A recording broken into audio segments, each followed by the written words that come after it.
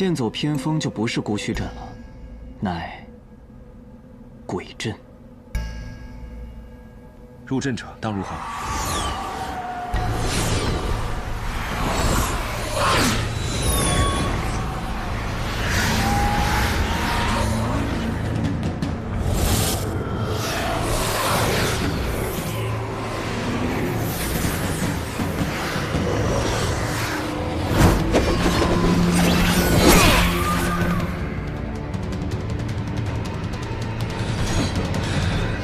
这大白天闹鬼了！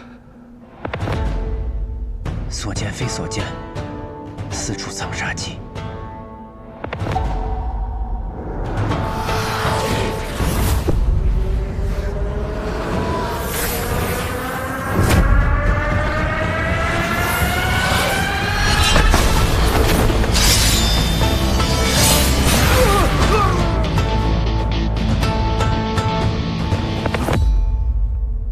所见非所见，但所闻却是真所闻。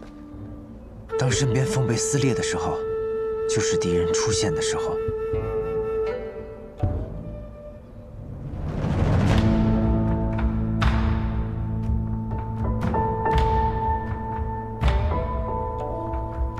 这雾越来越浓了，祁连山上有着来自北地各派的人，可他们不知道这里有孤虚之阵。祁连山。 巧合吗？什么？我们要破阵。如何破？找阵眼。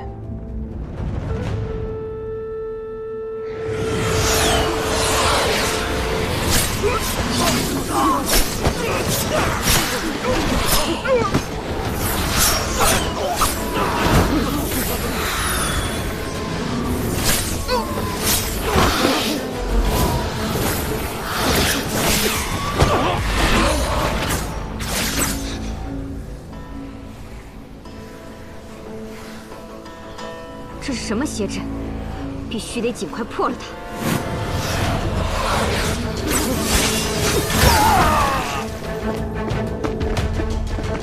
这就是孤虚之阵吗？据说，这还不是诸葛家真正的孤虚阵，那就有如此玄妙了。诸葛家的孤虚之阵只应天道，而我们的孤虚之阵却可窃取天道。二位护法。 还请速速入阵。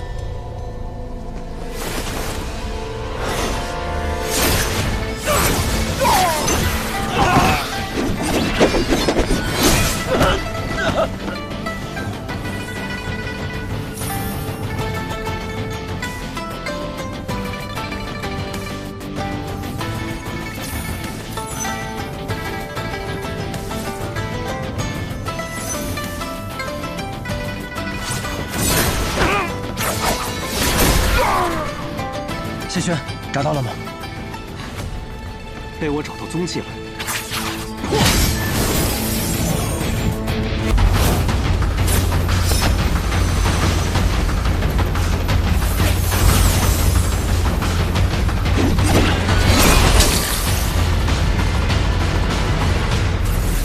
果然，照必破。通往此路，便可找到阵眼。是的。 这孤虚阵原本是兵家之术，能在冥冥之中将气运引到己方心上，以此压过敌方一头。虽然魔教布的是鬼阵，但破解之法也大同小异。鬼道必主藏，这阵眼自然在这山间最能藏气处。在山的西北面，有一座绵延无际的群墓，葬着当时韩玄以及整个韩家军。韩玄欲反，却因兵败而被坑杀。这叶鼎之不是也要反吗？ 兵有兵器，兵器随着时间的流逝，却越聚越深，自然便是山间的藏器之处。好，你可愿继续用剑旗为我开路？荣幸之至。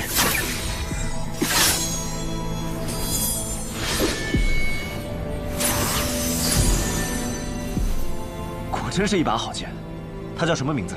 人间道理万卷书，我的剑叫万卷书。 哈哈哈！有此好剑开路，必当得胜而归。我也去。不行，你去了，无人替谢玄护阵。他的剑正好又在为我开路。此时敌人来了，他可就得死在这儿了。你就待在这儿，待我破了阵，你便一直往东去阻拦你的好兄弟。可你一个人，放心吧，在遇见你之前，我一直都是孤身作战。走了。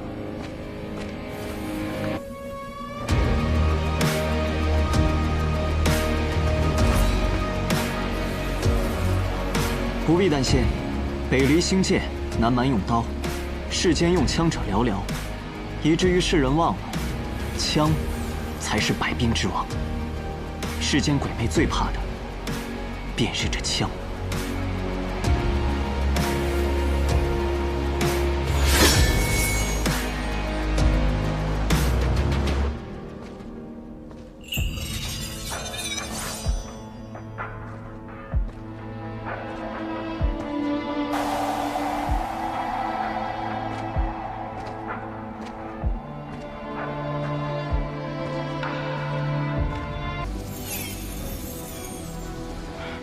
我怎么看到阵眼时闪了一下？有人接近阵眼了，长老。无妨，接近了又如何？他破不了阵的。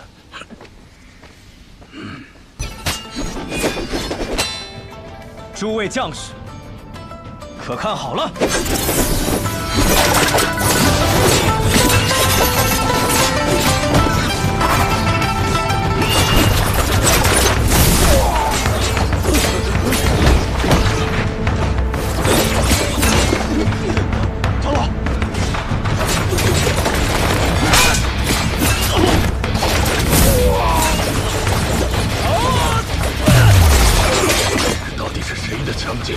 竟能如此延绵浩瀚！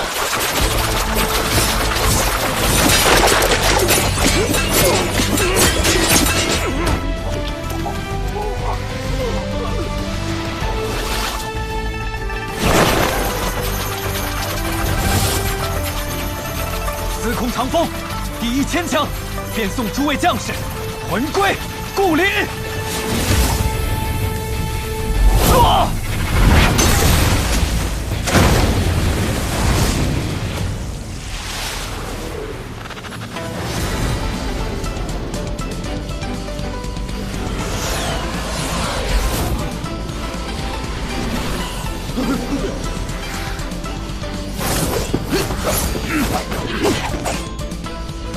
阵破了，杀！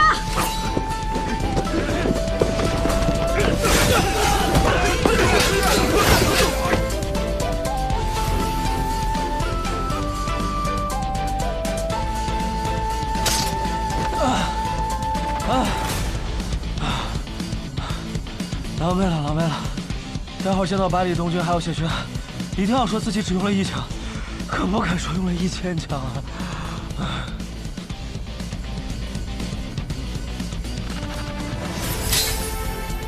司空长风，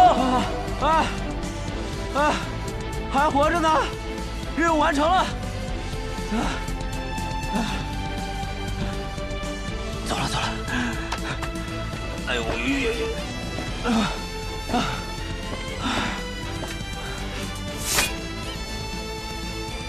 多谢，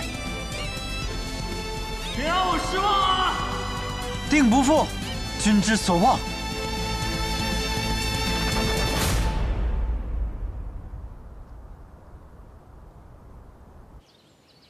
玉珍，我驴呢？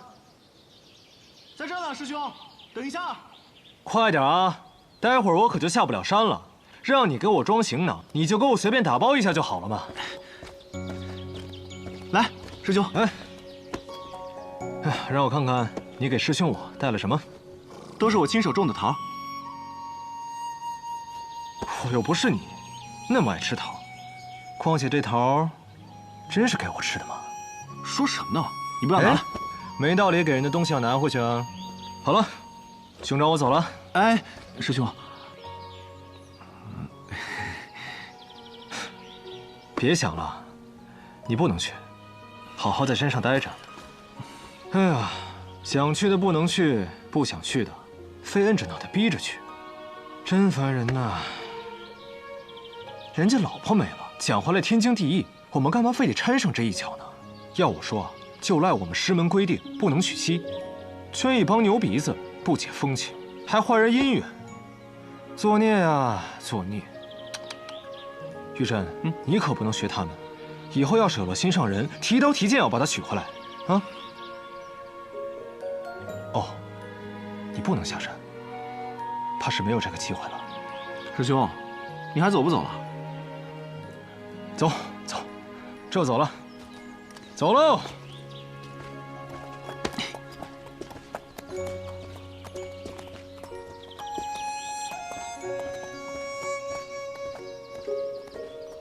师兄保重啊，早日回来。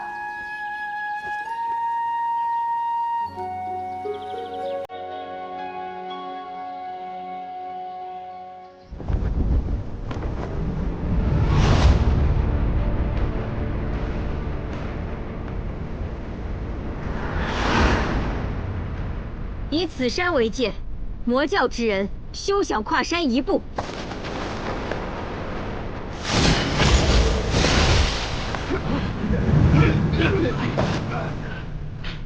你说不过便不过，我看还是我们说了算。想不到域外之地，竟然还有这么多高手。关键是他们人还多，来了一批又一批。不是他们人多，是你们心太软了，总是伤而不杀。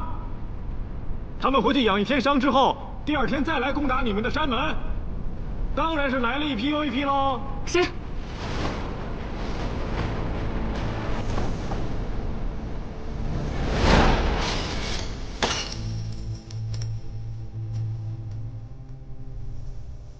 是你们，暗河？没错，不知道各位正派的朋友是否欢迎呢？他们都要死完了，还不欢迎我们呢？不过小昌河说的对，你们这些所谓名门正派，就是矫情。他们都要杀你们了，你们肯定是要杀回去了，不然他们会觉得你们就是傻。你们暗河至此，该不会只是来嘲笑我们的吧？当然不是了。虽然我们暗河之前杀人只看重钱，但这一次是我们暗河第一次做不要钱的事。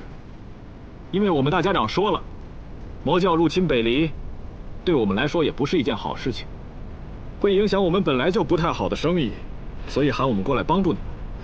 你们玩什么花招？我们暗河虽然是杀手组织，但是我们心中仍然是有国家大义。暗河，送葬师苏昌河。暗河，斗笠鬼苏哲。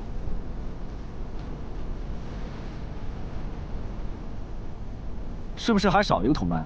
我记得那个人跟你苏昌河形影不离。你说他啊，做魁了，当然不跟我在一块儿。不过你放心，他也来，还是主力。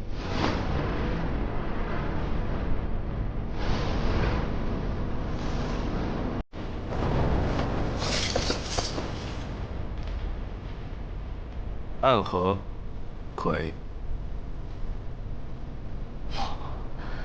看你们这架势，不会帮完忙把我们也杀了吧？放宽心，不给钱，不杀自己人。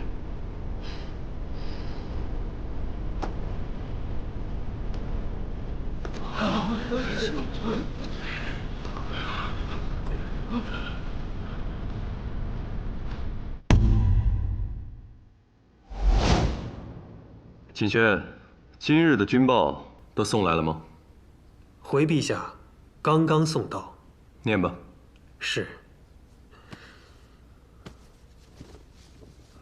南绝大军此前所占之城，尽皆被琅琊军收回。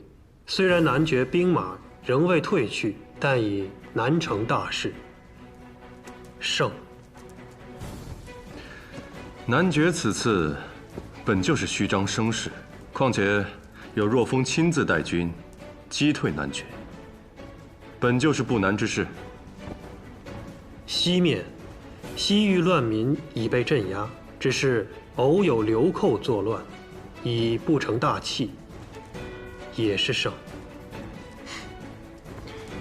派破风军去镇压这些流寇，委实有些浪费了。至于北面，这封你就长话短说吧。是，陛下。北蛮军是极其可怕的军队，虽然人数不如男爵，但却远胜男爵大军10倍有余，是真正的虎狼之势。但幸得琅琊军全军神勇，又得贵人相助，请陛下放心。贵人，军。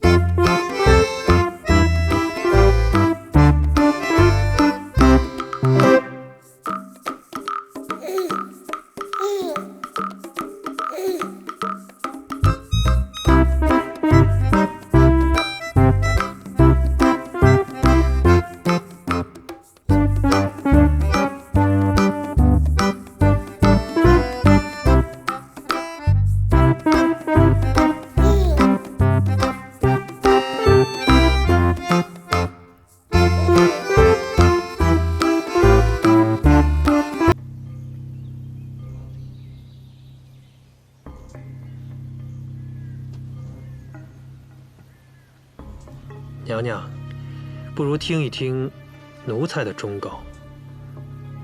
小殿下如今还在宫中，这是其一。这其二嘛，娘娘的另一个孩子，若想一直安稳地活下去，只靠一个百里东军，恐怕不太够吧。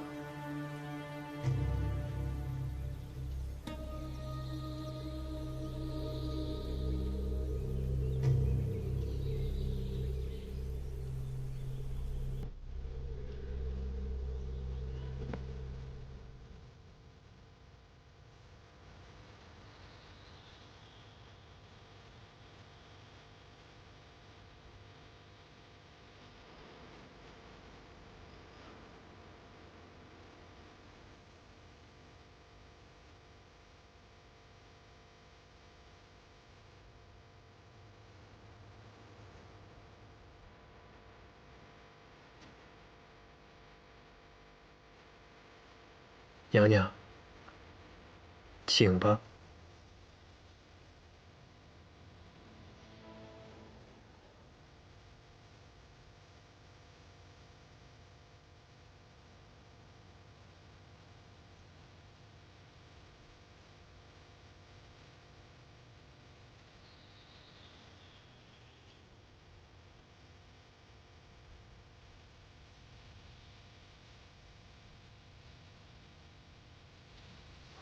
文君，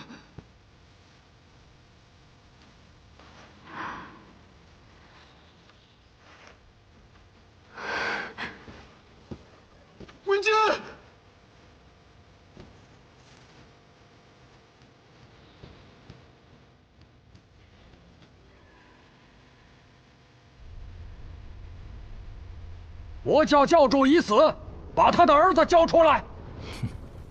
口出狂言！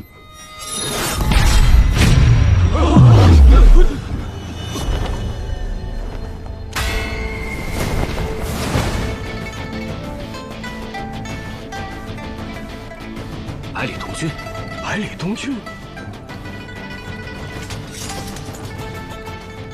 此刀不拔，魔教众人不得下山，北离众人不得上山。若有人不服，便与我试刀。上了叶鼎之，便可以如此目中无人了吗？没错，胜了叶鼎之就是可以这么目中无人，不然，你也可以大声点试试。哼！这是云哥的孩子吗？我叫叶安世，请问我的父亲是真的死了吗？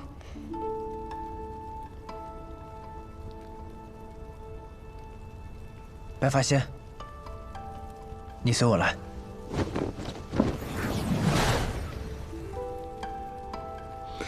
虞姬，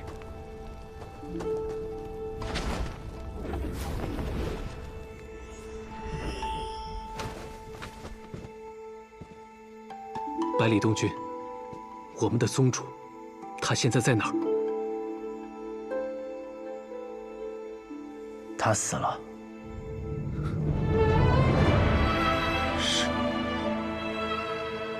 是你杀了他？你觉得呢？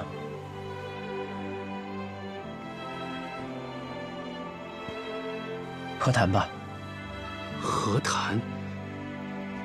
我们还有机会和谈吗？我说有便有。想必你比我更清楚你们如今的情况。再打下去，除了死更多的人以外，并没有任何意义。回你们的域外去吧。对你们来说，这至少还能保住你们的家园。什么条件？一个人。你想要少宗主？宗主他才刚死，你就想用他来换回我们的命？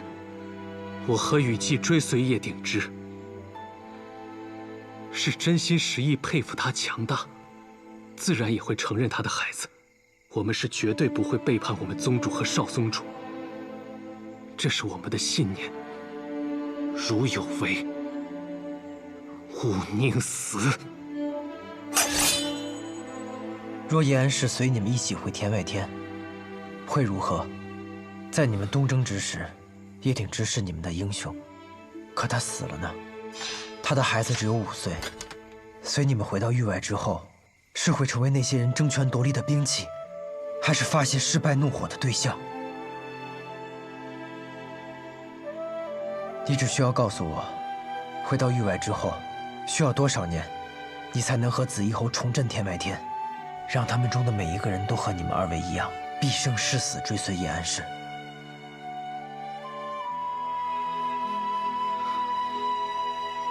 6年，至少要6年的时间。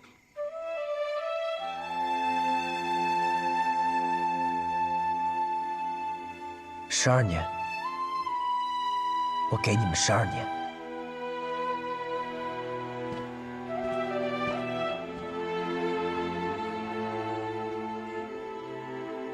今日，我百里东军与你们立约，自今日之后，12年之内，域外各宗门不得踏入北离一步。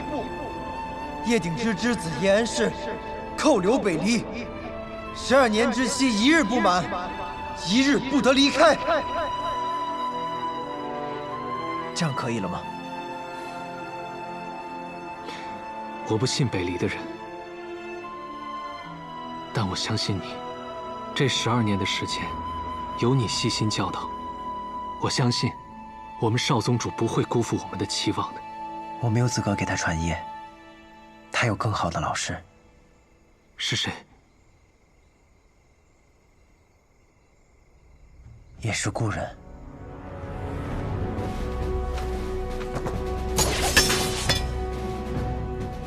这柄刀便是信物，你们召集所有还在北离的魔教中人，让他们把自己的刀收回去，马不停蹄地离开这里。15日之后，若北离还有他们的踪影，我便会亲手杀了他们。百里公子，这个决定，这个决定是我们雪月城下的。雷家堡、温家、唐门、天山派、望城山还有暗河都同意了。你可有异议？没有的，没有的。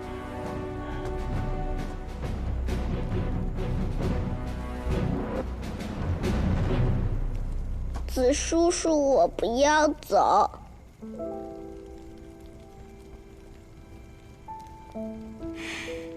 乖，别怕。孩子，还记得你的家吗？不记得。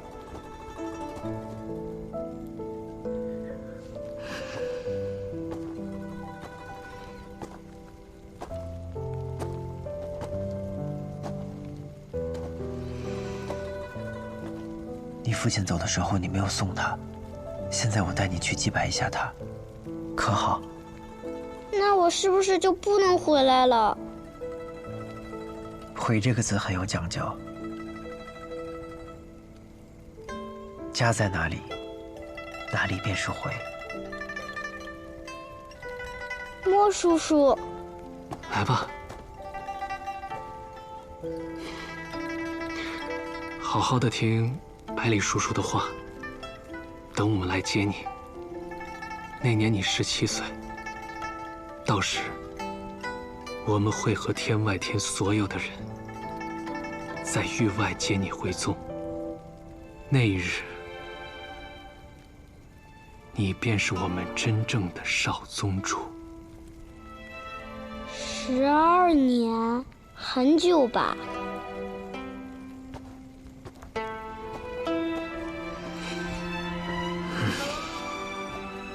很快的，当你闭上眼睛再睁开，那便是12年了。人生不过是须臾之间。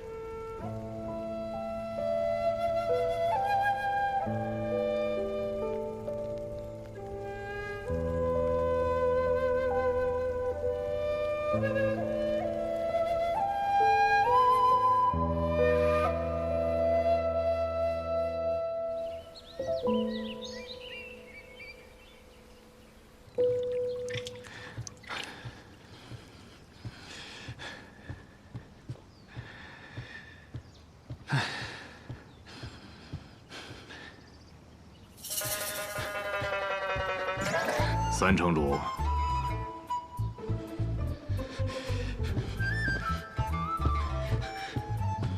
哎，三城主，你们要干嘛呀？你们为什么不让我出去？因为这座城只有您能管。那凭什么什么事儿都让我来管啊？因为你已经成家了呀。成家怎么了？有老婆孩子又怎么了？我生来空空，去也空空，哪有那么多束缚？所以，是老婆孩子的错喽。娘子，你怎么来了？哎呀，真是一会儿没见，十分想念。你刚刚说什么？我什么也没说呀，胡言乱语。回去再收拾。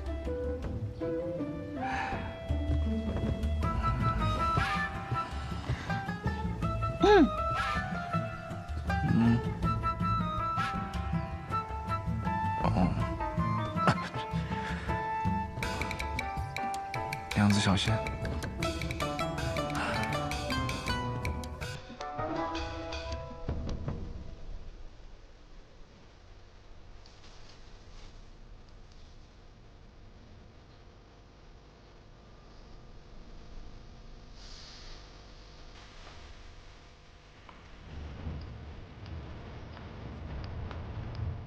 就这么走了？才刚回来没多久。趁他们都还没反应过来，赶紧偷偷的溜了。那我们现在去哪儿？回乾隆城啊。为何是乾隆城？我以为你是要闯荡江湖去的，怎么第一站便是回家？我想娶你为妻，自然是要先回家，拜过高堂才行。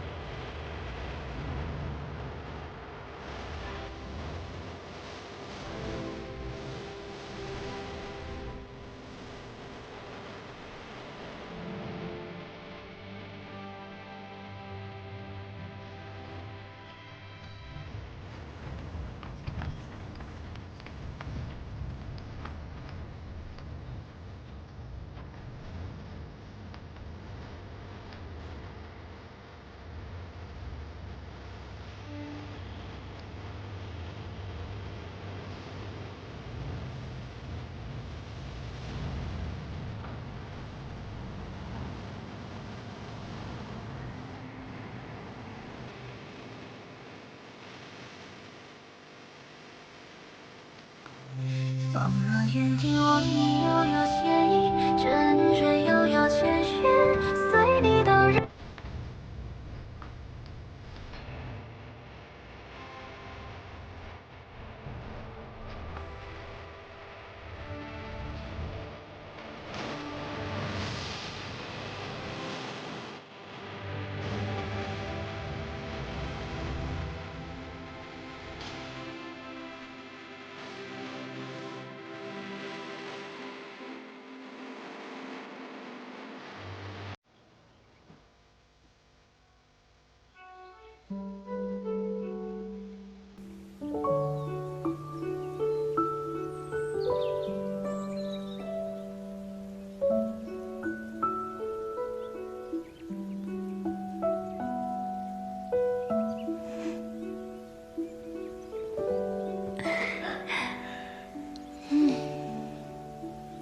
好香啊！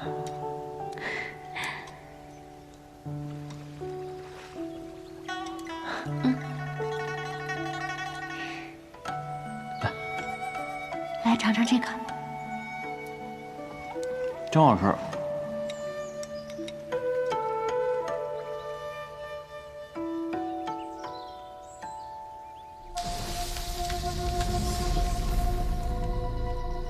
没下雨，你为什么打着伞？是伞，也是武器。传说中的18剑阵，对吧？我倒是挺想一见，只可惜我是想作为你的对手见到。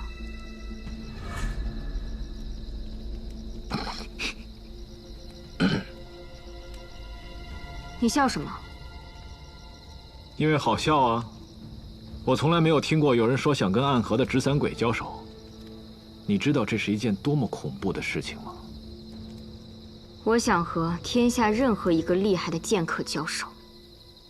也对，李姑娘，李公子以后定然是能成为剑仙的，毕竟你还曾2次问见过我们望城山。哎，你看这桃子眼熟吗？这是我们玉珍种的呀。是我多言，是我多言。哦，对了，我刚才就想问你呢，兄台。现在可不是吃桃子的季节啊。那可不，我们玉珍在望城山上布下了一个阵，1年4季都可以吃到桃子。偌大的一座山，说布阵就布阵。那看来你这位师弟可非同一般呢。李公子，来，接着。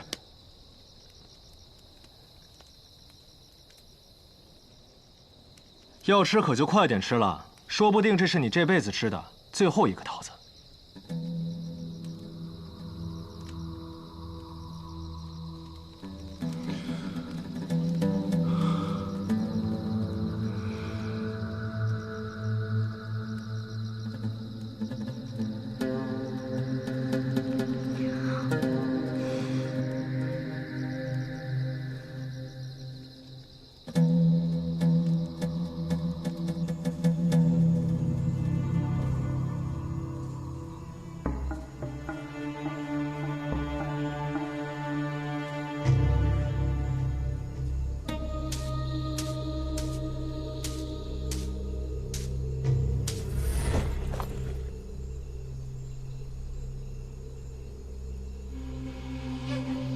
来的居然都是一些故人。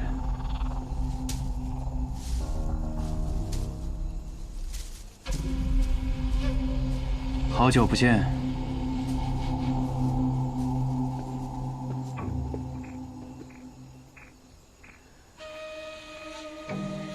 学堂一别，是好久不见了。但我不会后悔今日一见。叶大哥。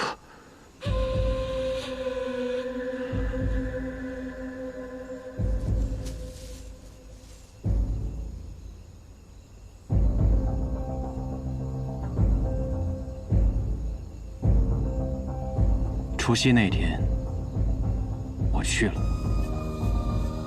本想见见你，还是算了。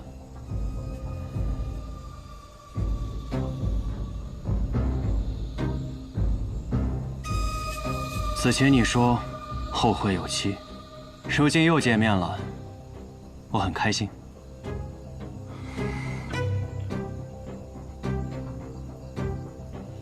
当年一剑，风姿灼灼，本想着向你问剑，可以胜你一招，却未曾想是和那么多人一起过来杀你。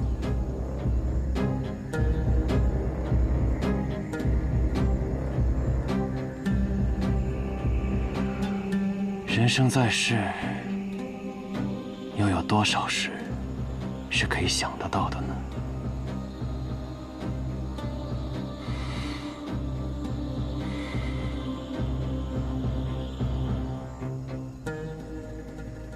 暗河的杀手，我听过你们。听说你开始赚伞柄的时候，就是要杀人了。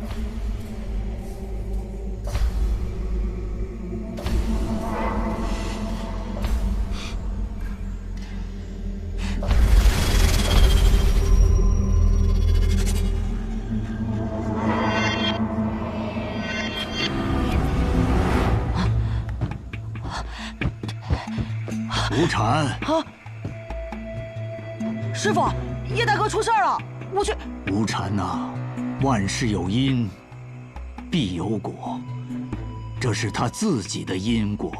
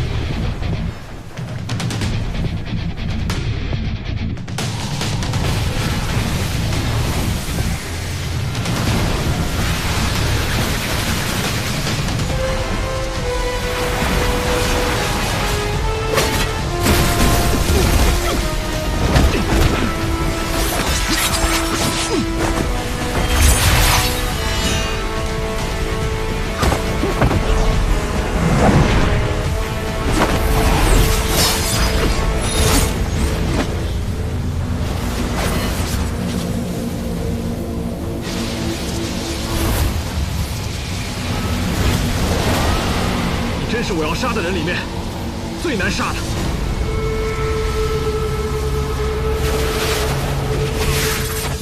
谢鼎之，现在总还来得及。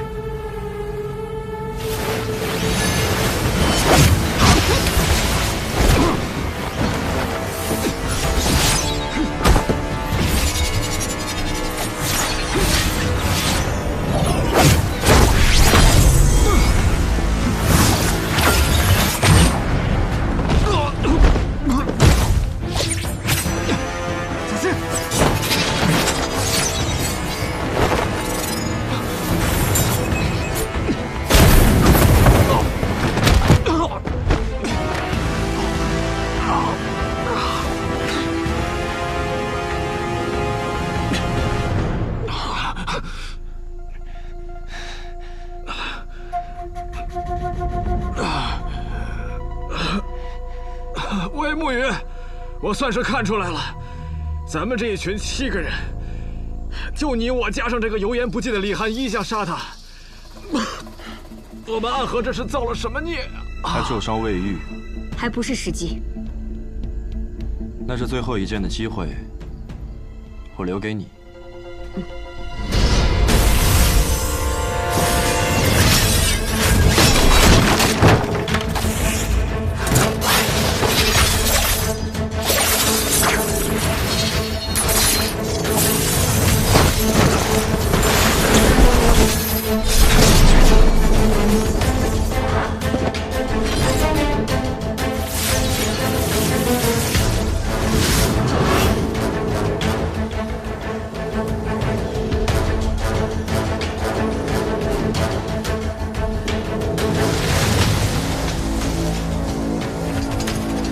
这招叫什么？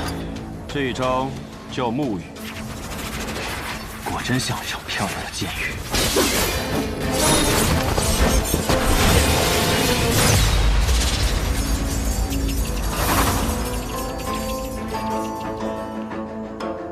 我师父留给我的玄风剑，也曾经像这样，可惜现在他不在我的身边。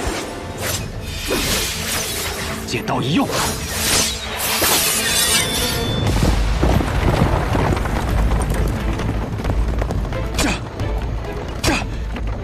瑶儿，你应该拦住勇哥的。他执意不想连累你，要和你分道扬镳，你就算醒着也拦不住，何苦内耗，让前来追杀的人渔翁得利？东君，如果世界上还有一个人可以改变他的决定的话，那个人只能是易文君。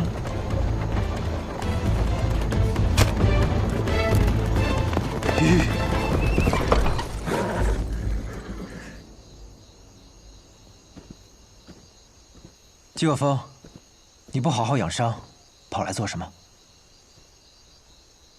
我这一路看到了很多门派被灭了门，很多百姓被无辜杀害，乃是潜入北离的魔教教徒所为。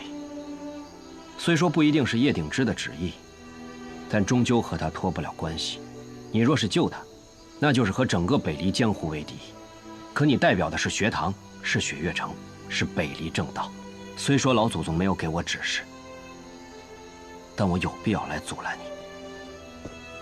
那你试试。你以为你是在救他，殊不知你这么做只会害死他。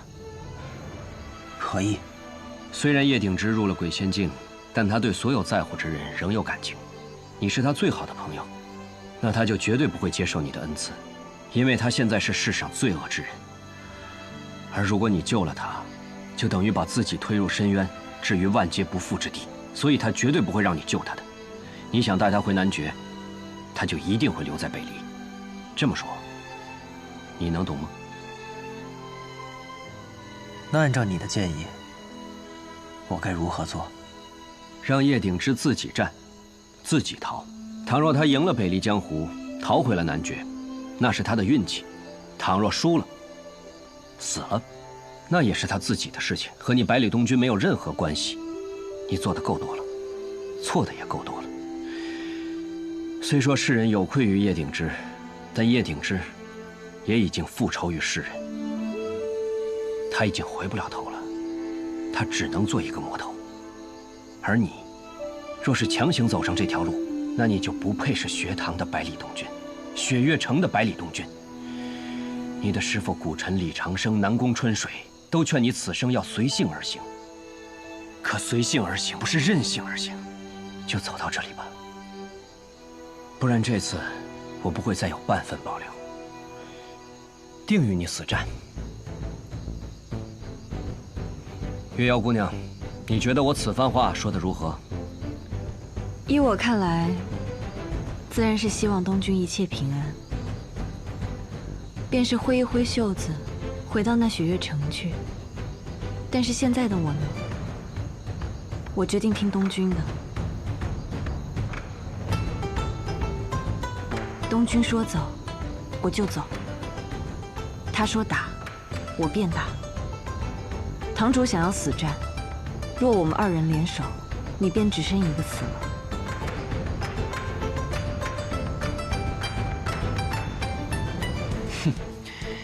月瑶姑娘，还真是令在下钦佩。我可以接受很多事，但绝不能接受云哥被杀死，绝对不能。只要能先将他护下，剩下的事，我和北离的皇帝、北离的各大门派去谈。你说的太容易了。有人来了。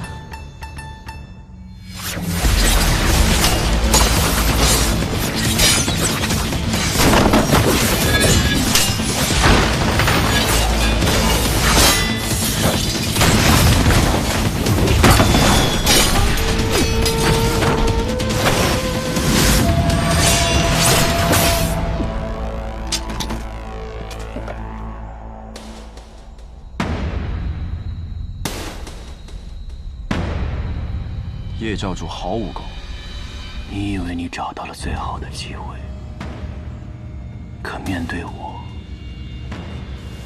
你没有机会。不，我始终知道，机会还没有出现。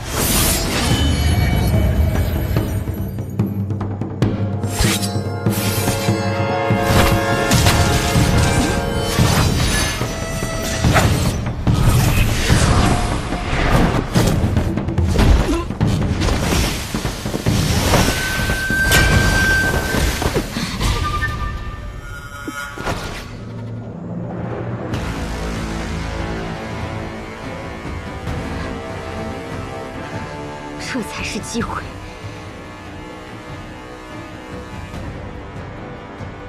似乎是演练千万遍才能有的和气，可却要有第一次拼尽全力使出才有的决然。或许这就是剑客之间的默契。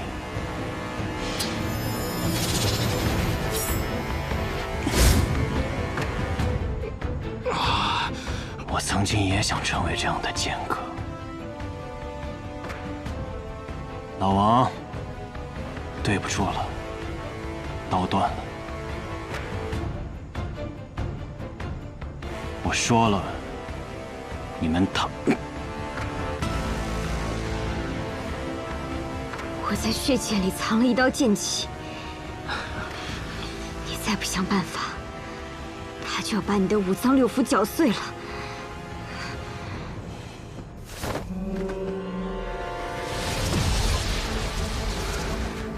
他在用功，想要逼出那道剑气。快来个人，过去把他的脑袋给砍下来就行了。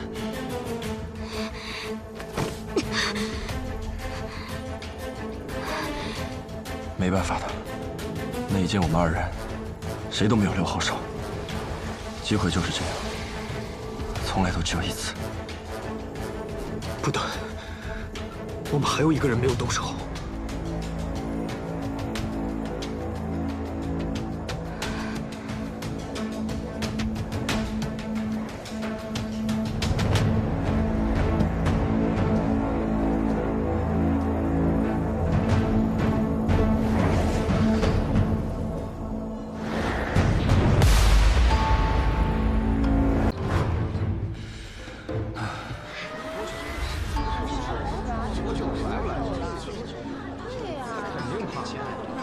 荀先生，月牙姑娘，诸位，我今日所比之酒，便是这坛秋露白。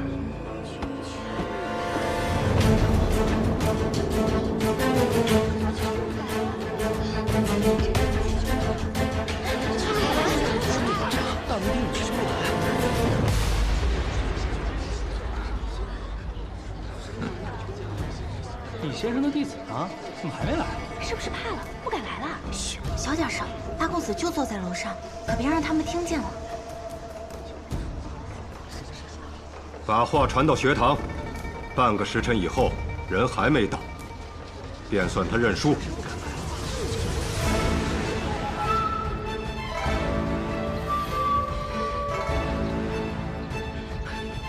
碉楼小筑传话来了，半个时辰后人还不到，就算百里师兄输了。百里东军，你还能撑吗？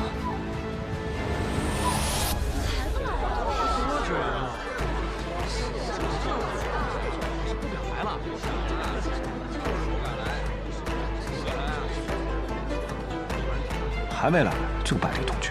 来喝茶。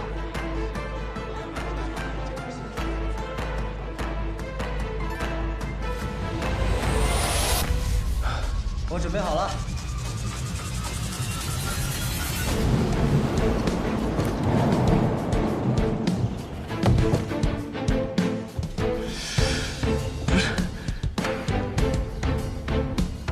出发！你要去比美啊？今日好歹也是我们阴阳天启的日子，怎么着也得打扮得帅气些吧？啊，酒呢？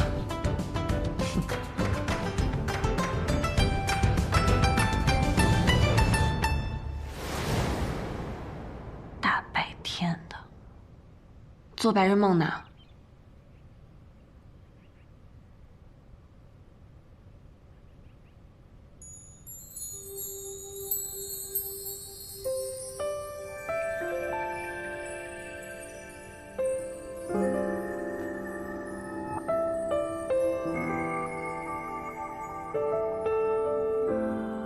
做白日梦呢？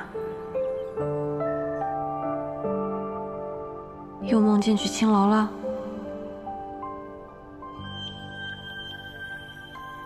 我知道了。你知道什么了？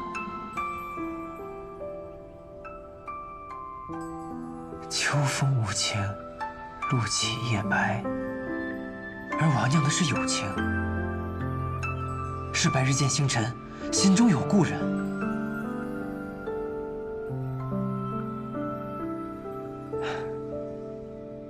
我终于明白了。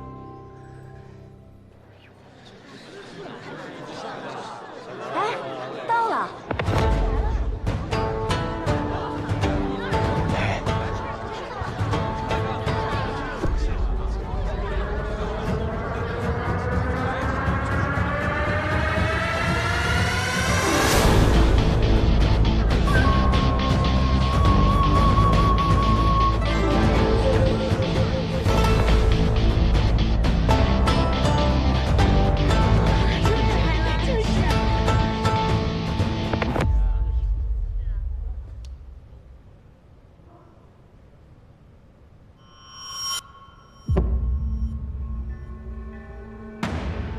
百里东君，这是你的酒。这是你的秋露白。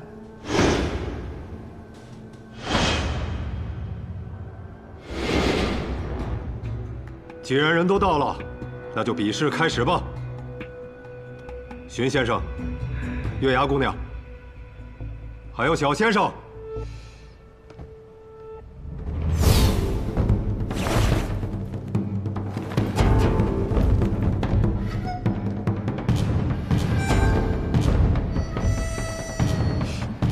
嗨，第3位品酒师是老七呀。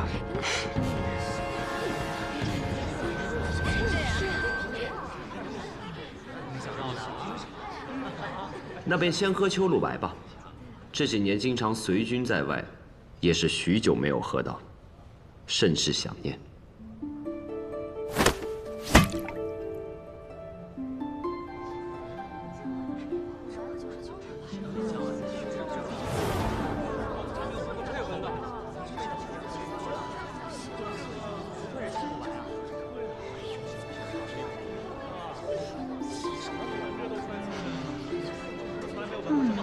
这就是天启最有名的秋露白，果然名不虚传。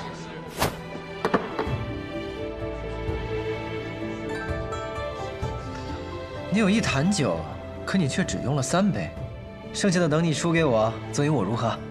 等你赢了再说。3位请。秋露繁浓之时，以玉壶收之，用于酿酒，故称秋露白。 因为秋露难收，就算动用千百人次，用于酿酒也只是杯水车薪，所以这1月只能品这1日，遗憾了。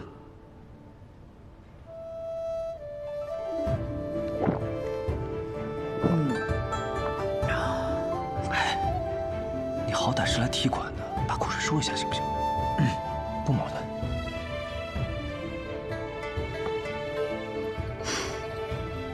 比上一次喝到的秋露白更醇厚了。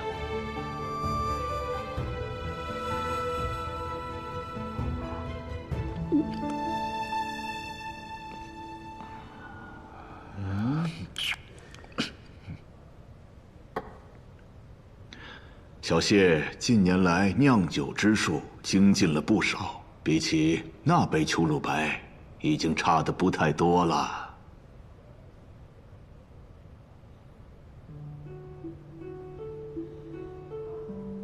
差不了太多，也算是夸赞吧。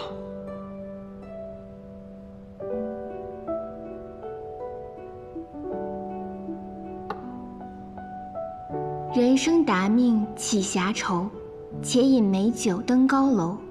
酒仍是好酒，谢师却比当年的谢师也多了几分中年之愁。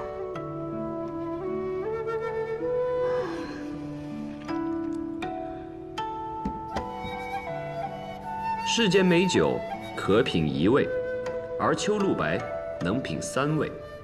酒暖心肠品春，酒热人志品夏，酒解人愁品秋。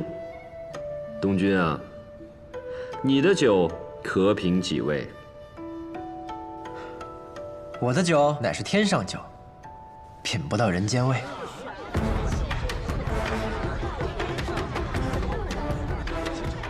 这小师弟的酒，当真这么神奇？夸张了，后生，打开你的酒吧。好。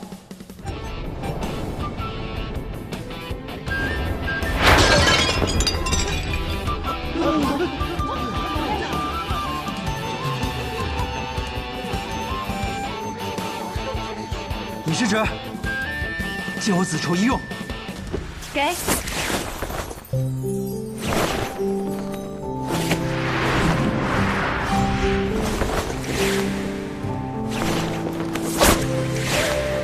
冬雪夜，美人舞剑，现明月。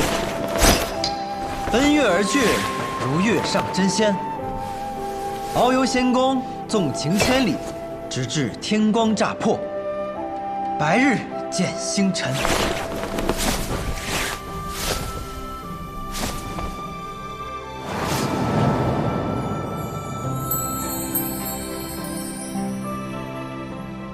哟，北斗七星啊！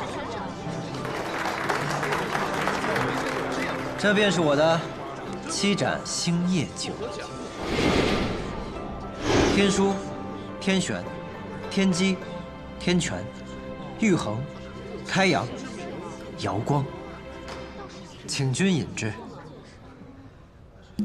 7盏星夜酒。荀先生见多识广，可曾喝过这样的酒？不曾。连荀先生都未曾喝过的酒，倒是让我颇想尝尝。请吧，老先生，请吧。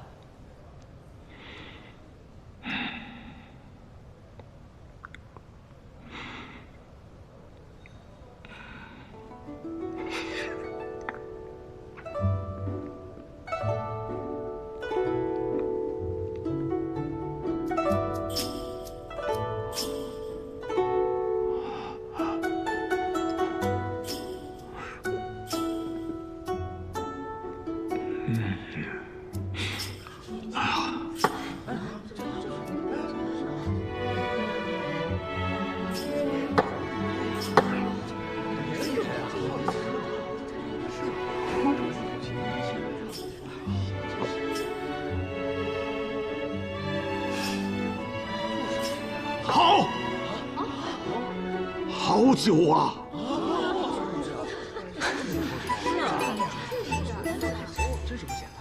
多好的酒！像是回到了我少年的时候，风花雪月，花前月下，踌躇满志，志在必得。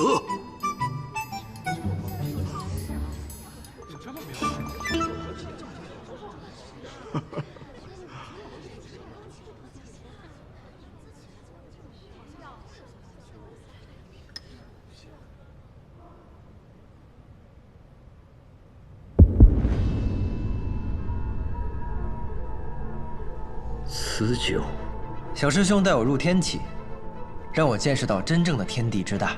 东君无以回报。师兄的酒，味道与其他2位无差，只是其中略略加了我的一点小私心。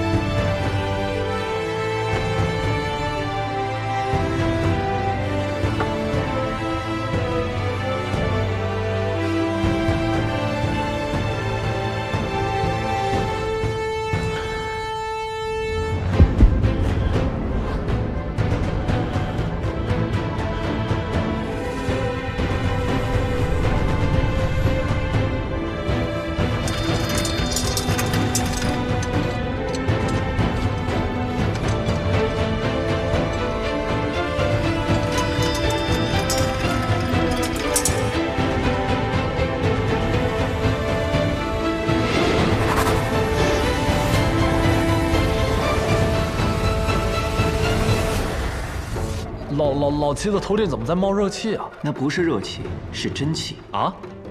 真气啊！真气乃为气，照理说应该是虚无缥缈的，也应该只有在体内流动的时候能感受得到。我怎么从未听闻有真气是肉眼可见的呀？三昧真气已全，百炼凡心俱净，真气出体凝成所见的情况确实很少，但也不是没有，一般发生在破境之时。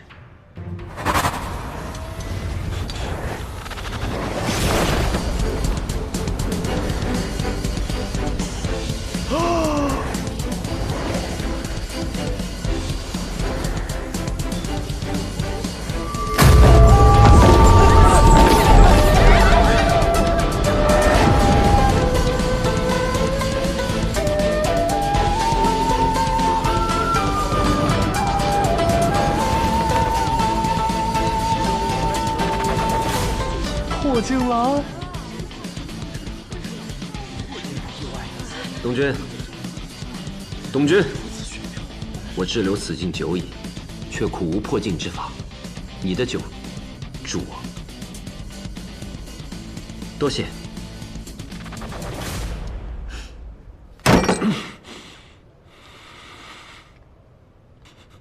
王爷息怒，稍安勿躁。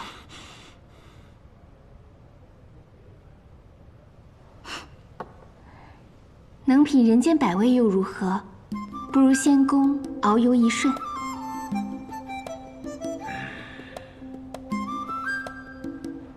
谢师，酒备的不多，如不嫌弃，便请。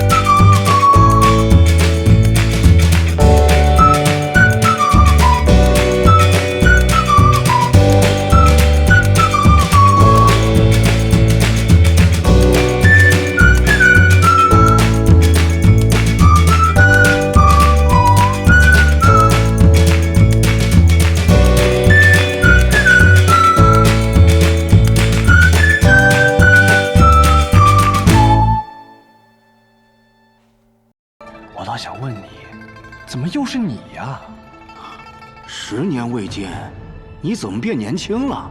哼，因为我是仙人嘛。嗯。师傅这铁头功可真是厉害啊，屡试不爽啊。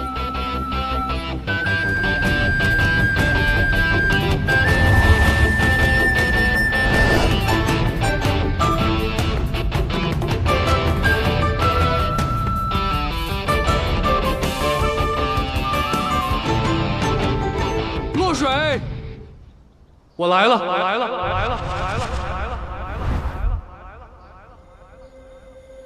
曾经你说，相对于武夫，你更喜欢学堂书生，于是我便执掌了学堂。这天下人见我呀，都要尊称一声学堂李先生。可是李先生已死，这一世的我叫南宫春水。这一世，我要做一个儒雅的读书人。曾经，你问过我一个问题，但是那时的我回答错了。现在的我要重新回答一遍。我，南宫春水，这一世往后，就只有你一个妻子。曾经的我以为，男请女来，不过只是一时的，一方死了，也就结束了。直到我遇见了你，我才明白，原来感情是可以穿越时间界限的。所以你是打算等过几十年后，把这话换个女子再说一遍吗？司空长房，老手啊！我哪知道我随口一说就猜到所有情节了。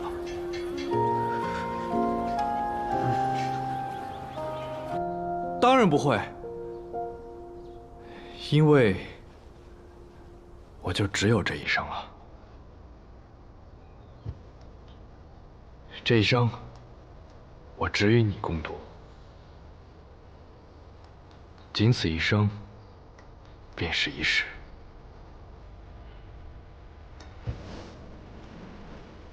远方出现，燕雀节节穿林间。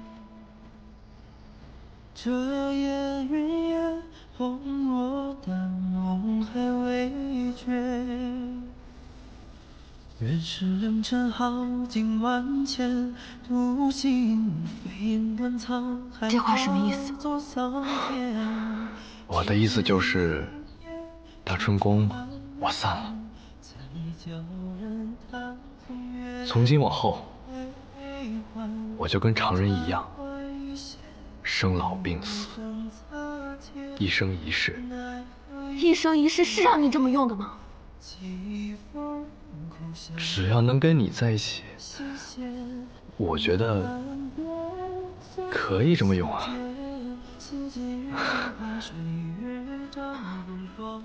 真是个傻子。不会，又要赶我走了？所有人都羡慕的长生不死，你就这么不要了？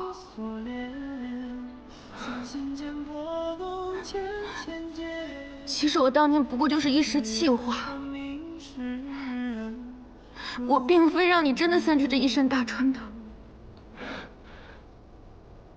我知道。你还是重新练起来吧。这大春宫啊，散了就散了，练不回来了。再说了，我这师傅、门派什么的都没了，也没人能帮我练回来。你就是故意的，你故意这么做让我心中有愧，你这是在报复我。哎呦，我没有。不过春熙之柔的烛光明灭，与此火焰将就的那你这么做不会后悔吗？不会啊。你想，我都活了180多年了，直到遇见了你，我才发现自己其实还是那个少年。少年人做事本就该冲动，所以此生我不悔。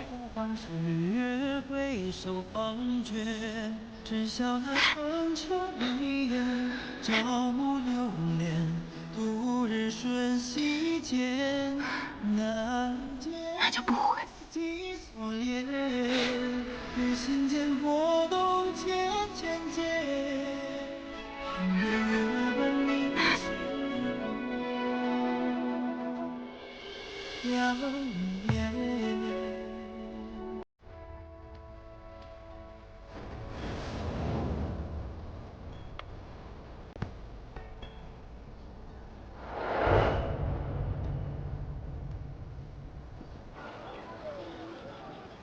哼。哎，这就是书上最愿写的，人们最愿看到的。有情人终成眷属啊！为了一个女子，放弃长生不死，也只有书里才会写的故事了。不过，有情人终成眷属后，就不管我们了。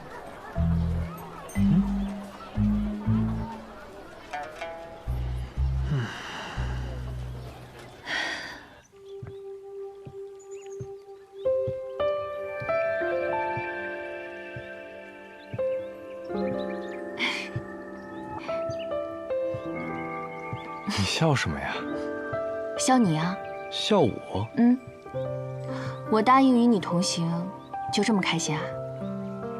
当然了，因为这个是我人生的第一等要事，也是我成为南宫春水的唯一意义。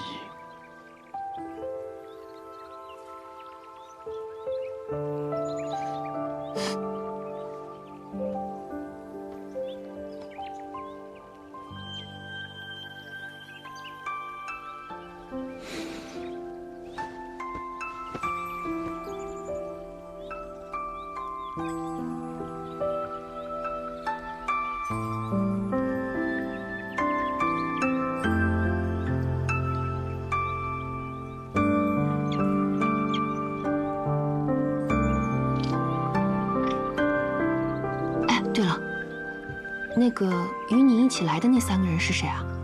那2个少年人是我的徒弟，那个小姑娘是柳月的徒弟，也是我的徒孙。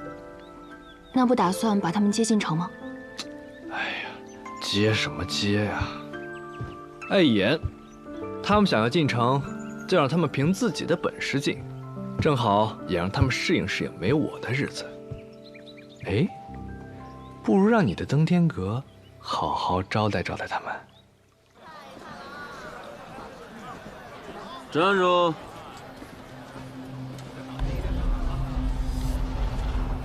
有拜帖吗？没有。没有拜帖，进仙登阁。若我不走登天阁，执意要从你这儿走呢？走登天阁要打16个人，麻烦。更何况现在天色也不早了，若从你这儿走，打你一个就够了。有道理啊，那就打吧。看来你们想直接打我，也可以。不过这打登天阁，打得赢就进，打不赢还可以走。打我可没这么斯文的规矩。要么打完我躺着，要么被我打趴，丢出去。哼，二位，这人要打趴我们，那就如他所愿。打趴他，有意思。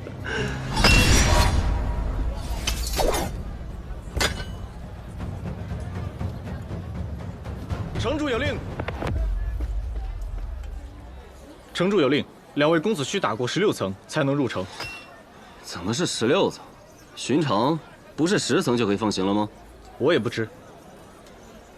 对了，命令说了，这位姑娘志不在吾，可直接入城。如此，那百里师叔、司空师叔，加油！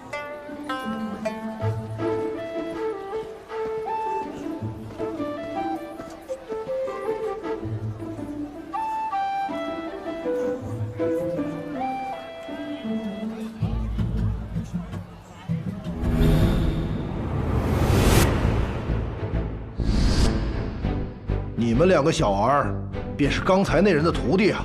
怎么，可是要闯阁？你上还是我上啊？你先吧。一般厉害的人，不都最后上吗？要点脸。说话别太嚣张了呀！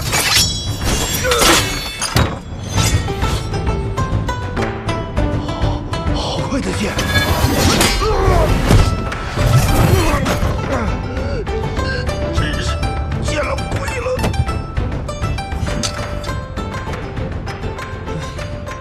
第2层我来。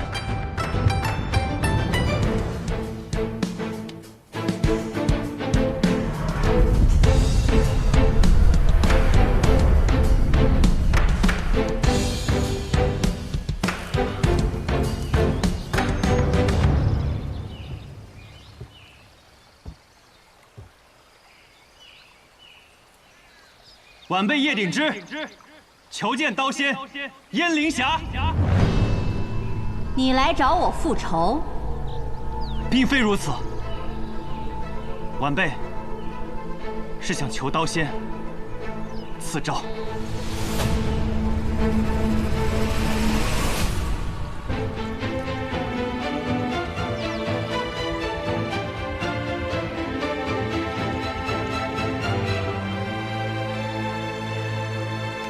见过前辈。你来找我赐诏？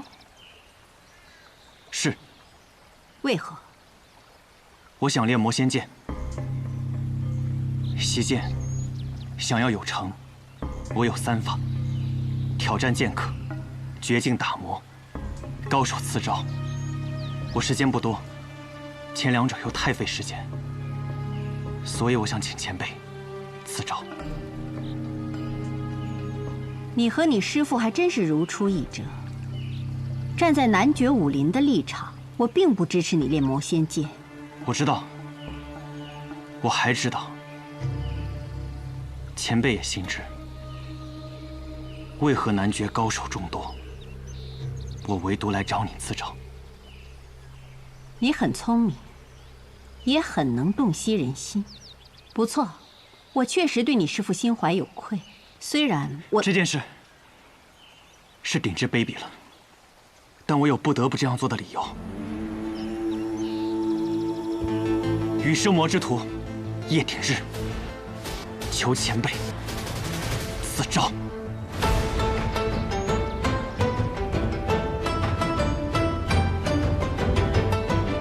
罢了。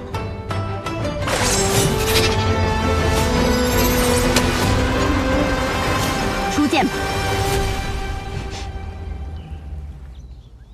这登天阁有16层，你能一气呵成地爬上来，你的徒弟们也可以啊。怎么可能呢？就凭他们那功法，14层最多了，再往上，可是要挨揍的。果然还是有点本事的，居然一口气上到了15层。不过，这从15层开始，便是守阁长老了呀。我听说呀，2月之前，男爵10万大军压境，不出7天，便夺了我们10座城池啊！幸亏琅琊王及时赶到，不然他们一定会一路北上，直取皇城啊！这形势也是令人担忧，担忧啊！我们南城离北境、离皇都都那么远，总兵大人又何须担心呀？啊！这天下兴亡，匹夫有责，要随时准备提刀策马，上阵杀敌。今日我就上书一封，恳请总督大人让我领兵1万，直奔男爵，以为天下之表率。南安城总兵部下不过600，还都是些守城的兵。谁人如此大胆，妄议上官？在下谢轩，乃一介书生，途经南安城，被一场雨困在了这里。你刚才什么意思？你是说我南安城的兵不行吗？我只是想说，不是你的兵不行，是你不行。大胆！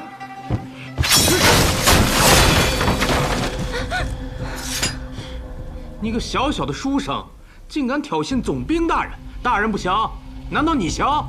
书生，我知道你们这帮人自命清高，可带兵打仗，不比纸上谈兵说说而已啊。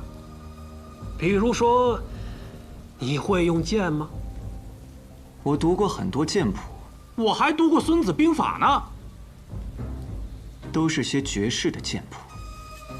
书生，你若会用剑，今日本将军便饶了你，否则严惩不贷。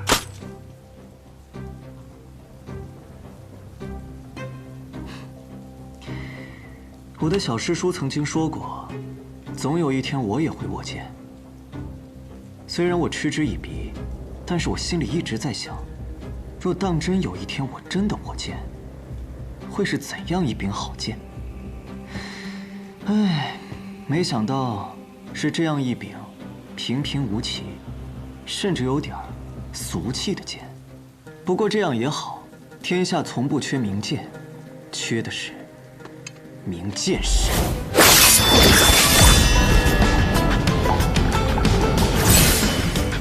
大人，刚才外面的雨好像停了那么一瞬。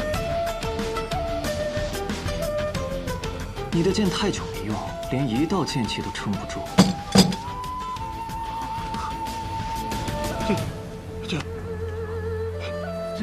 剑仙，仙，一剑便成仙了吗？可惜，你说了不算啊。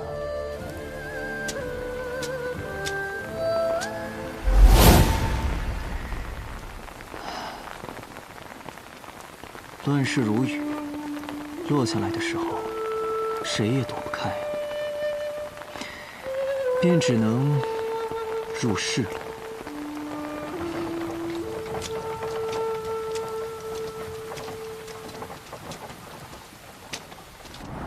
明德7年冬，南绝北上，北蛮临江，西域不安。次年立春，魔教正式东征，进犯中原武林。朝上有琅琊王萧若风率军南下抵抗南绝，蜀中唐门弟子唐连月被其揽于帐下。柱国将军雷梦沙改道向北，御敌国门之外。八公子之柳月、清歌、墨尘前去相助。镇西侯世子百里乘风镇守国之西门。朝下，百里东军重归雪月城，为正道魁首，领中原武林抵御魔教。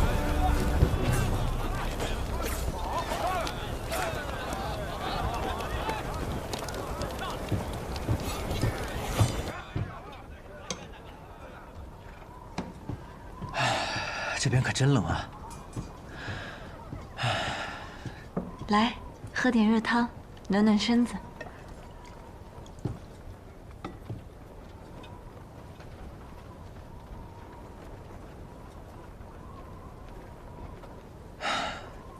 舒服。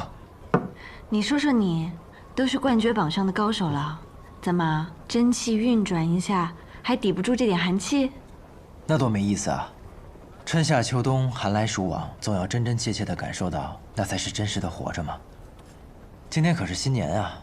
司空长风那家伙，这几个月在外面东奔西跑的打架，都没来得及跟我见上一面。他说今日定来和我相聚，怎么人还没来啊？来了！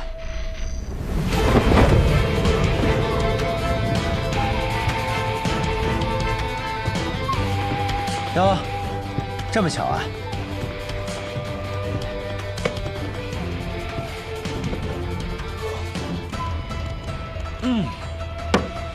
这种日子呀，喝上一碗热乎乎的羊肉汤，简直赛过神仙。哎，司空长风，几年不见，这就是你对你师兄的礼说？百里东君，几年不见，不喝热酒，改喝热汤修身养性了。你们先聊，我去看看饺子好了没有。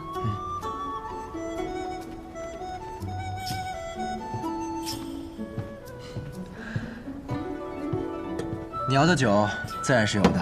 今天是新年，我特意多备了几坛，不醉不归。那我可要最好的那种，7盏星夜酒有没有？我可好多年没喝了，天天想着念。你可真是狮子大开口啊！行，回雪月城我请你喝。行吧。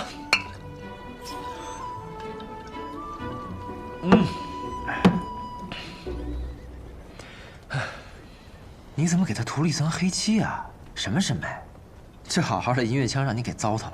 胡说什么呢？这是雪月城长老送我的枪，本身就是乌金色的。枪倒是个好枪，不过看着也没比银月枪强多少啊。用顺的枪为何要换？你难道没有听说我与叶鼎之对阵的事吗？自然是听说了。雪月城第3城主司空长风与魔教教主大战了一场，略占下风，全身而退。还略占下风，损不损啊你？不过这故事没说完，我虽然全身而退，但枪断了。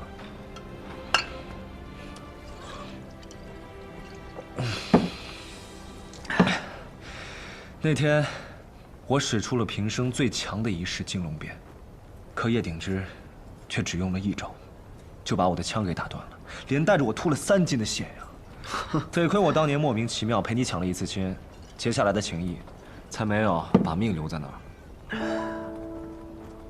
他现在已经这么强了吗？这么说吧，我平生所见之人，只有1人比他强。师傅。对。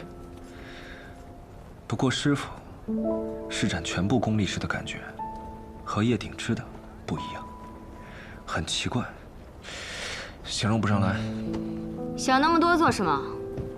到时候以剑试之，不就知道了。二师妹，你怎么突然女扮男装起来了？还故意压低嗓音，下次好歹披个面纱什么的，像柳月师兄那样。这么多年不见，一见面大师兄你就嘲笑我，早知道我便不来这里了，还不如多教训几个魔教的恶人。我哪敢嘲笑你啊！快坐。好端端的，怎么突然女扮男装起来了？因为这样显得更有杀气。行行行，你这把剑可是剑谱排行第3的铁马冰河，拿着它，哪怕你是3岁的孩童，别人见了都会觉得你杀气毕露。我听说你在来之前在东极海市府。是啊，我看到你爹了，他废话还是那么的多，你就放心吧。放心什么呀？谁要问他了？嗯。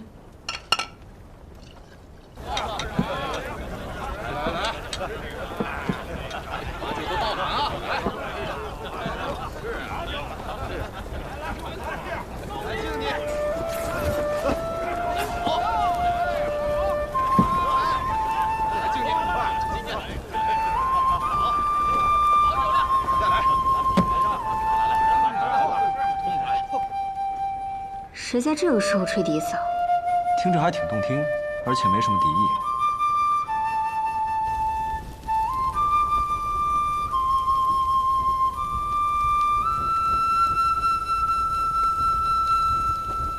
那就好好听听吧，美酒配笛声，妙哉妙哉。哎，司空长风，我去仙山前听说你要成亲了，你可有收到我的信？等我回来。哈，有事哟。大师兄，你这信可来晚了，他刚抱得美人归，猴急着呢。你信送来的时候，人家早就成亲了，现在女儿都抱上了。哎，喝什么酒啊？别喝了，这么不仗义。别呀，这么好的酒我不喝谁喝啊？可别浪费了好酒啊！你别生气了。自然是有人喝的。外面的客人，要不要进来喝一杯？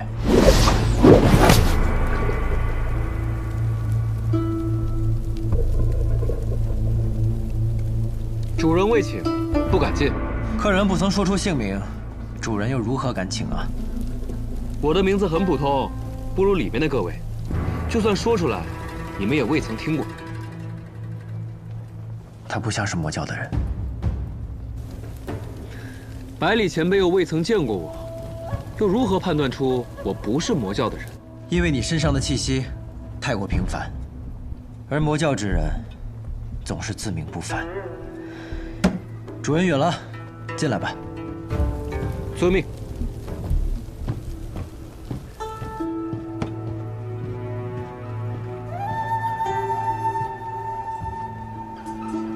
我叫叶小凡，不知小叶兄弟来此有何贵干？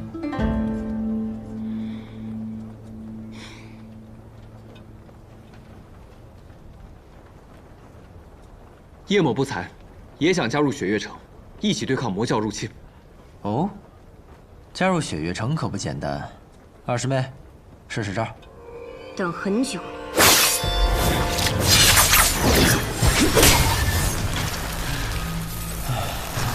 女人这么冷可不好啊。是啊，这得全天下最暖的人才能降得住她。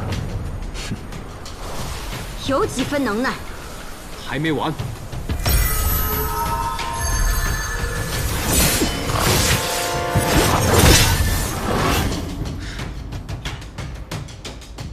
这剑法，你方才说你姓叶，其实我本不姓叶。可这叶姓从何而来？我们村里以前有过一个懒汉，一天到晚只在树上睡觉，直到有一天村里来了土匪，他就从他睡觉的那棵树上随手折了一根树枝，跳下来把土匪都打跑了。从那天起，他就成了村里的姑娘们最想嫁的男人。好多小孩吵着闹着要和他学舞，但他只交给了我。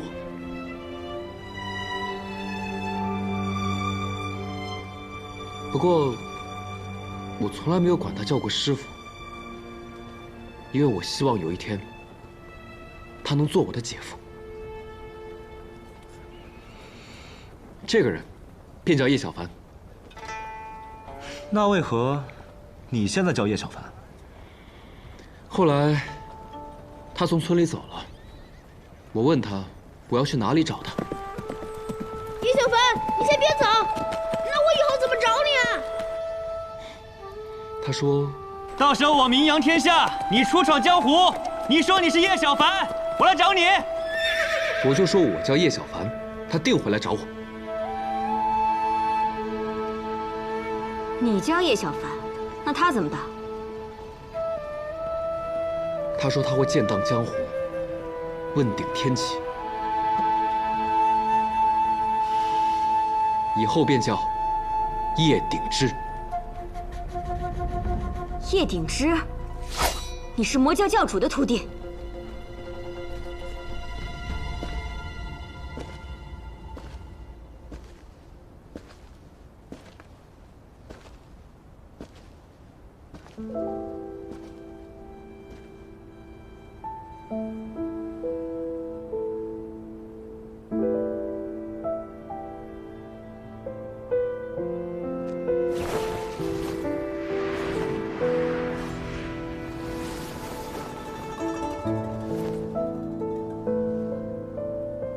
小姐，小姐，我现在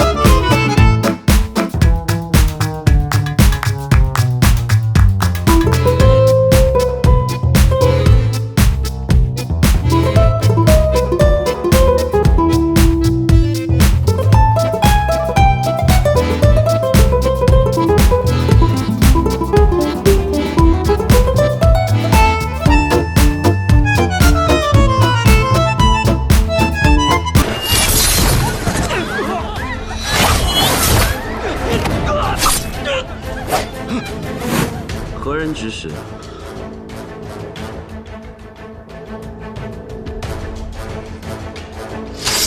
有刺客，保护王爷！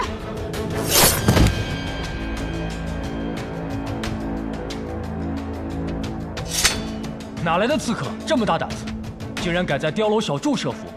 碉楼小筑明知今日有要事，未做好防范，惊动了王爷，该当何罪？修若风，你大胆！敢杀我学堂之人，才是真正的大胆。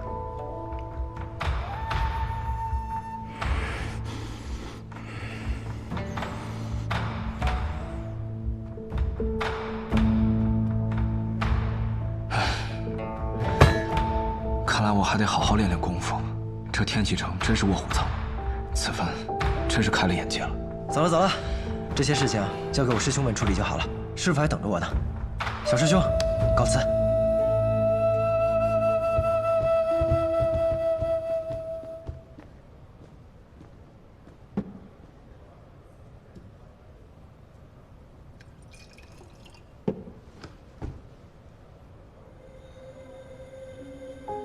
师傅，我不必告辞了，去吧。可是我，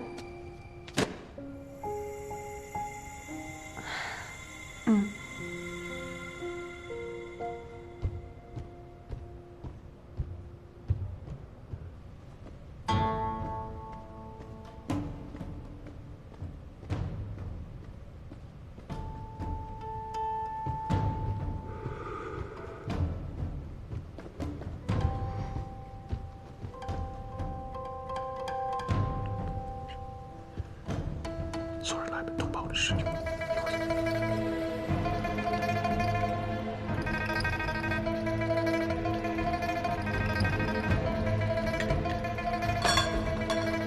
废物！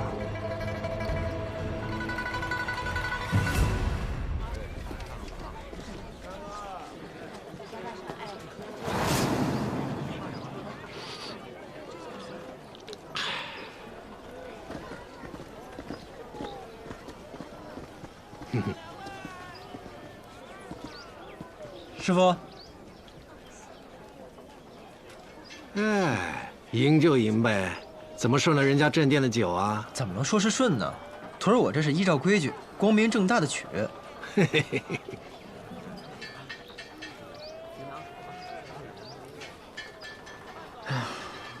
没想到这么快就要离开天启了。哎，这世上从来没有离开这两个字，有的只是重新出发。好了，上车了，该走了。你们今夜真的就这么走了？怎么？你不同我们一起走吗？我就不去了。我此次来天启是帮人取东西的。天涯迢迢，后会有期。好吧。上次离别之时，我送你的酒壶还在吗？当然。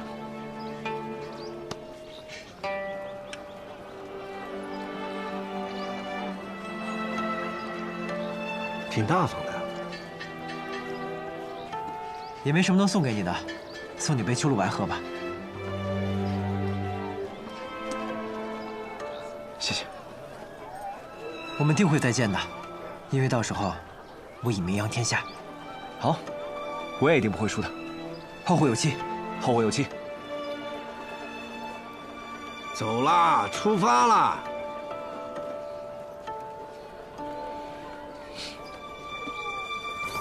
小强先走啦。嘿嘿。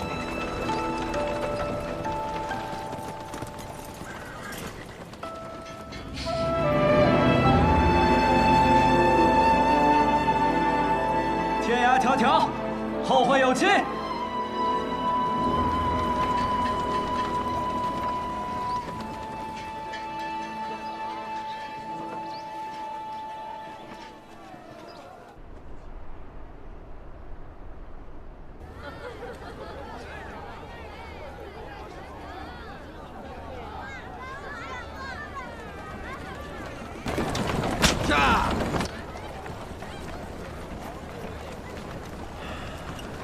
真是桃花香啊！李师侄，你闻闻看。不错。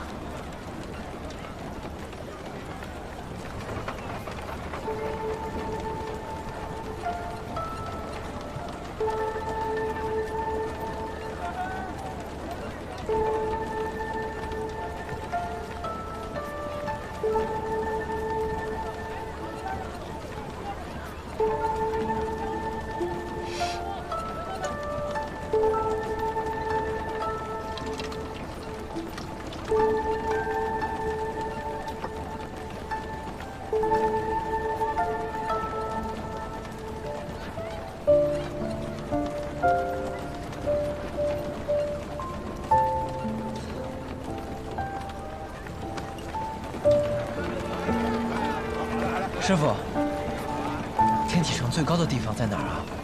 教坊32阁仙人指路台。行，就去那儿。遵命，小徒弟。呀！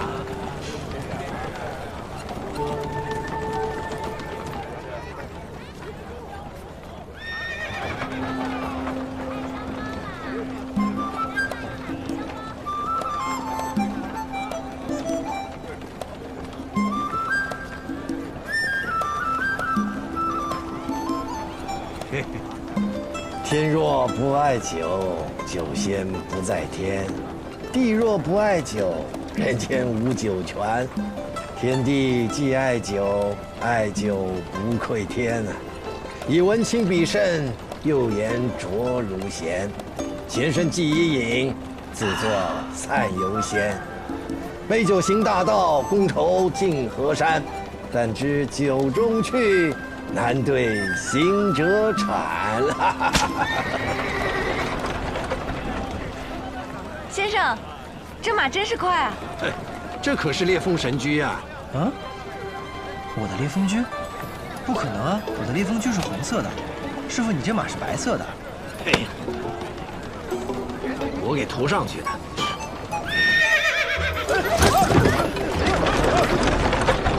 师傅，白衣白发配白马，此乃仙人本相。我乃谪仙人，岂肯折腰事凡尘？驾！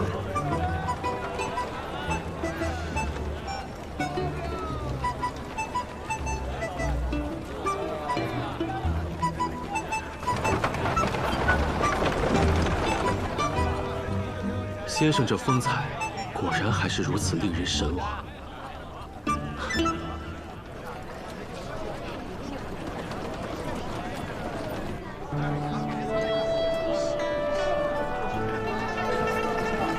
您再试试这个，好看吗？好看。累不累啊？不累。瞧你这哈。谢谢娘子。爷爷，慢点跑。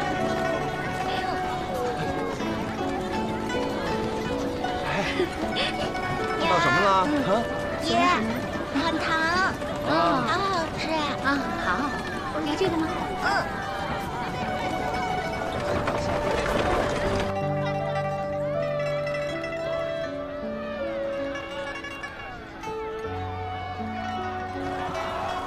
原来这才是贝里的天启城。极尽人间荣耀与繁华的天下第一城。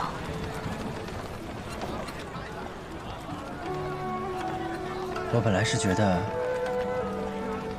不就是一座城吗？走了也就走了。可是如今看来，还有好多地方没有尽兴的玩一玩呢。你说呢？尹师侄，你怎么哭了？没有。你要是实在舍不得，我再陪你回来嘛。就是啊，我们也不是不回来。等下次回来的时候，我让那皇帝亲自出城迎接你们。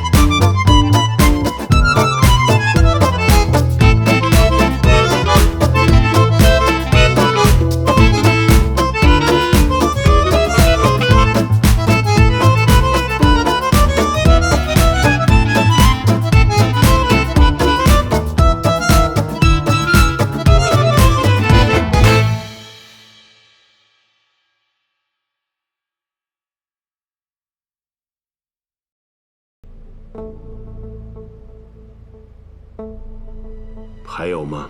山前书院院监陈如到访稷下学堂，称自己为新任祭酒。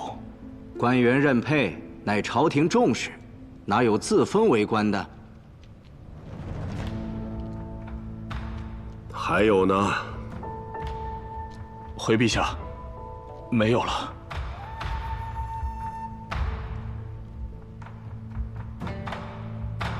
走了，那便走了吧。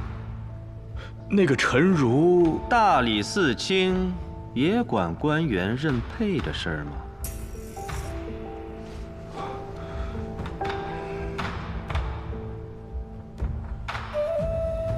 不，就封那人为祭酒。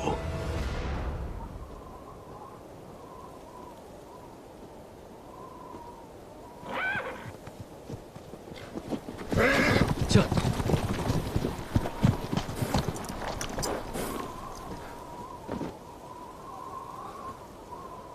二小姐，阿姐呢？怎么没跟你们一起回来啊？小姐，在路上有事耽搁了。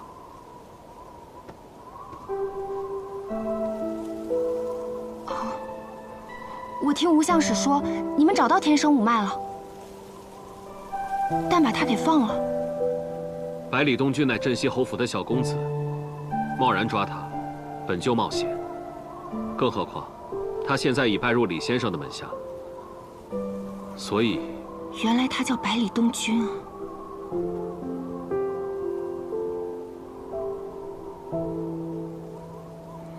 怎么停了？继续说呀！我们找到一个更合适的人选，他叫叶鼎之。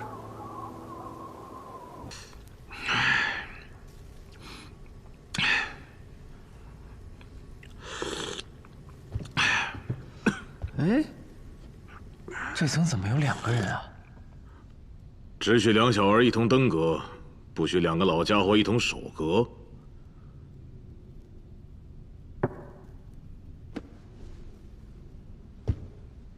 登天阁第15层守阁人骆风中，登天阁16层守阁人骆念瑟。既然你们2个一起上，那我们也就一起上。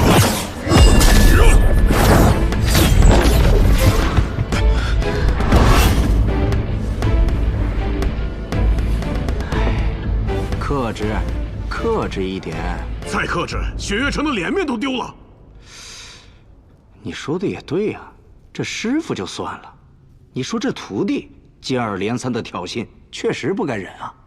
哎，2位老英雄成名多年，不会以大欺小吧？小兄弟，你混江湖多久了？回前辈，有些年头了。你既然说我跟这位好友成名已久，那你可知我2人的名头啊？糟了，刚才一时口快，江湖上并没有听过他俩的名字呀。司空长风，怎么了？麻烦了，这2位是隐姓埋名在此，用的是假名。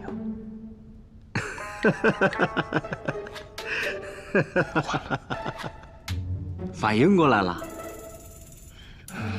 你们纵使在外宣扬我们如何欺负于你，但是有谁知道我们俩是谁呢？这也太不要脸了吧！哎，既然来了总要打，废话就别说了。哎呀，着什么急呀？给他们一个说句话的机会。哼，架是一定要打的，但可不可以不打脸啊？可以啊。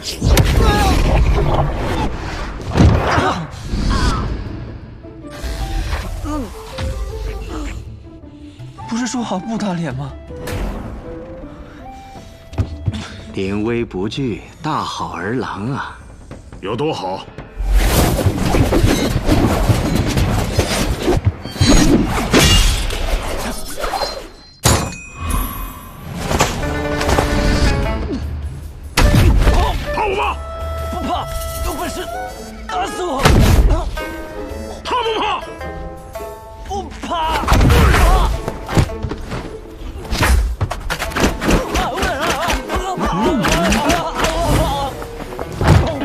四顾上方！爸，是不是说怕就可以不打了？不可以！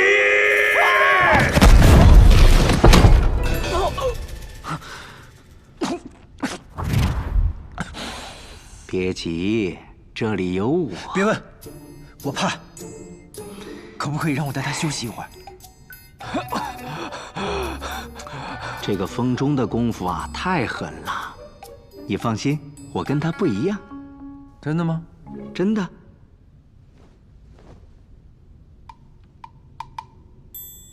我只用一根手指。一根手指？哎，我信你个鬼！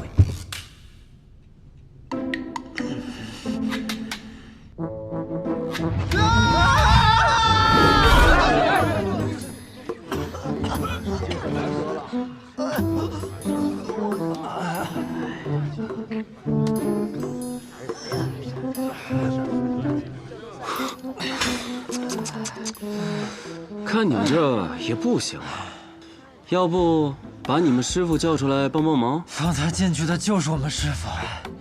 这位兄台，麻烦帮我给他传句话。他叫南宫春水。别闹了，师傅他根本就不会来帮我们的，让他来看我们笑话还差不多。不是的，是我要告诉他，你给我等着！好，里面那个叫南宫春水的，给我听着！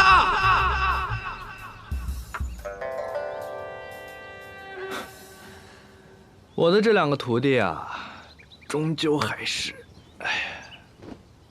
你给我等着！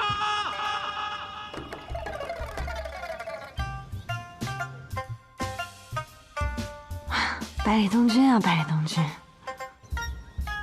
罢了，就让他们被打死吧。被那两位这么折磨，可真的会死的。这两人既然敢这么嚣张，这说明离死还远。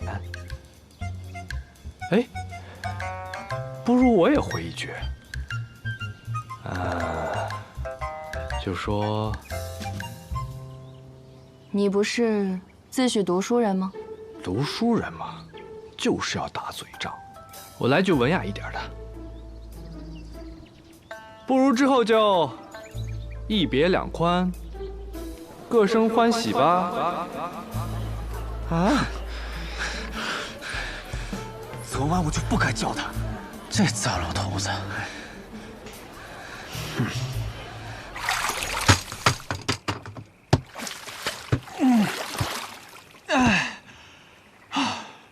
不打了，再打就要被打死了。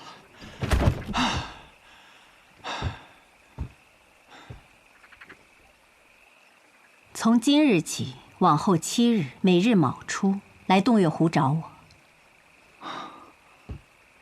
多谢前辈。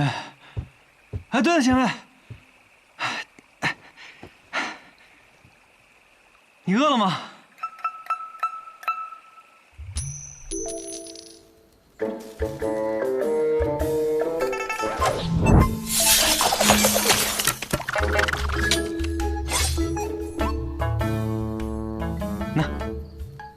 你这剑用在这儿，倒是比白日里用的更有几分灵性。啊，前辈这是骂我呢。你很奇怪，你师父命丧我手，按说你应当是恨我的，就算有求于我，也只当是场交易罢了。可你如今面对我，却并无任何敌意。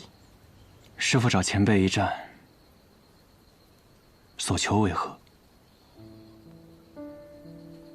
求的是尽兴，求的是极致。前辈竭尽全力，便是师父心中所想。况且师父也曾交代于我，不要视前辈为仇人。这般说容易，这般做却很难。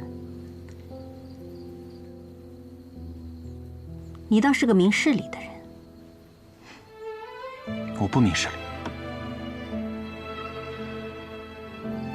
我只是理解师父，理解他心中所求。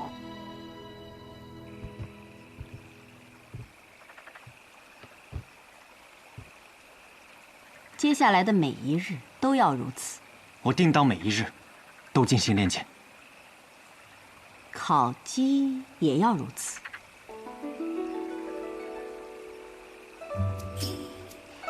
既然是洞月湖边，不如明天烤鱼吧。